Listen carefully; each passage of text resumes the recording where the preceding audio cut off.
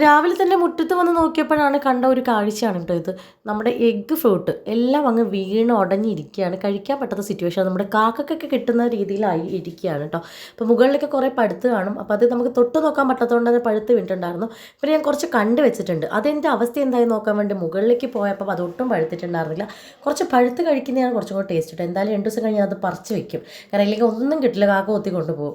അപ്പോൾ ഈ ഒരു അവസ്ഥയായിരുന്നു. പിന്നെ ഒന്നും കിട്ടാത്ത ആ ഒരു വിഷമത്തിൽ എന്ത് ചെയ്യുന്നവർ നിൽക്കുകയായിരുന്നു. പിന്നെ മുകളിലേക്ക് ഒത്തിരി ഉണ്ട്, പക്ഷെ നമുക്ക് തൊട്ട് നോക്കാനും പഴുത്തോ നോക്കാനും ഒന്നും പറ്റാത്ത അവസ്ഥ. അപ്പോൾ അങ്ങനെ ഇരിക്കുമ്പോഴാണ് ഞാൻ ഇപ്പുറത്ത് നോക്കിയപ്പോൾ കുറച്ച് മാങ്ങ കണ്ടിട്ടുണ്ടായിരുന്നു. ഒട്ടും ഉന്നുമില്ലാത്ത നമ്മുടെ അരുണേട്ടൻ്റെ കയ്യിലേക്ക് ഞാൻ മാങ്ങ പറിക്കാൻ കൊടുത്തെങ്കിലും ഉന്നുമില്ല എന്ന് പറഞ്ഞ് കളിയാക്കിയതിൻ്റെ പേരിലായിരിക്കും രണ്ടും കണ്ണുകൂട്ടി അറിഞ്ഞിട്ട് അടിച്ചപ്പോൾ രണ്ടും അങ്ങ് വീണു. പിന്നെ ബാക്കിയൊന്നും പറിക്കാൻ പറ്റാത്ത വിഷമത്തിൽ കുഴപ്പമൊന്നുമില്ല, രണ്ടെങ്കിലും കിട്ടിയല്ലോ എന്ന് കരുതി നോക്കിയപ്പോൾ നമ്മുടെ ജാമ്പയ്ക്ക് എന്നെ നോക്കി ചിരിക്കുന്നുണ്ടായിരുന്നു. അപ്പോൾ 2 ജാമ്പയ്ക്ക് എടുത്ത് കഴിച്ചിട്ടുണ്ടായിരുന്നു. ബാക്കി മാങ്ങ പറിക്കാൻ പറ്റിയിട്ടുണ്ടായിരുന്നില്ല.